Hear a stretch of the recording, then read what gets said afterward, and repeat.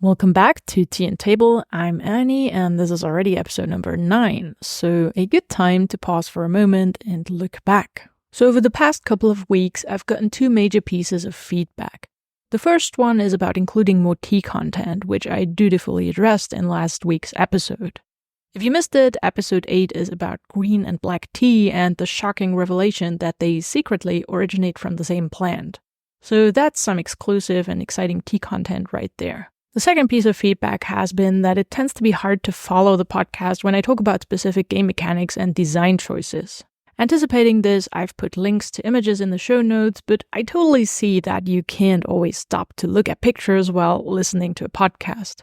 I'm actually myself a very casual podcast listener. I tend to have a primary activity like cooking, doing the laundry, or biking to work. And depending on the activity, I wouldn't necessarily stop to look at pictures on my phone.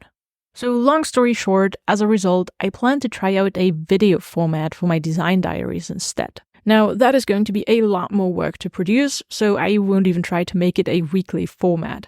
As I mentioned in the very first episode of the podcast, I've made videos for YouTube in the past, documenting my video game development journey, and from that experience, I know that videos are infinitely more work than, for example, a podcast, and I generally aim to put a little bit of effort into the videos, making them worthwhile for anyone watching.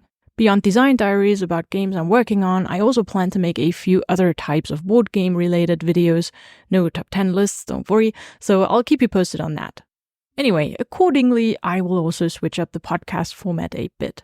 Instead of diving deep into mechanics and design details, I'll turn this into more of an experience and progress diary, report, documentation, whatever you want to call it.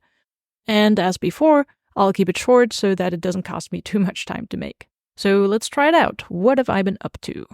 First of all, I've been working on the digital prototype for Infiltration, which, in case you're new here, is the cooperative hacking game I'm making. My latest iteration is ready on paper, so I've been coming up with content for the cards and turning it into something playable on Tabletop Simulator, which is basically software that you can import your own games into. However, I also noticed that this part of the process, exporting cards, turning them into the right format, and importing into Tabletop, isn't exactly something I enjoy, so I don't have the natural motivation to do it and get it done. So I've also been trying to optimize this part and automate some steps. I have to say, so far I'm not super happy with the results, but I'm still working on it. Related to this, I started working on some other game ideas to branch out a little bit and to be able to make progress on multiple fronts. I think this is generally a good idea so that you have something else to turn to when you get stuck on a game or just enjoy working on multiple things. The first idea is to create a board game around the concept of a 2D platformer video game. For example, Super Mario, Limbo, Rayman, Dead Cells, or my personal favorite game of all time, Hollow Knight, would fall into this category. They're typically 2D side-scrolling games that have you jump from platform to platform and you're trying not to fall off. I don't think this idea has been adapted in board games, except for a badly rated Super Mario game from the 90s, but I'm sure people have considered it and just came to the conclusion that it doesn't work very well.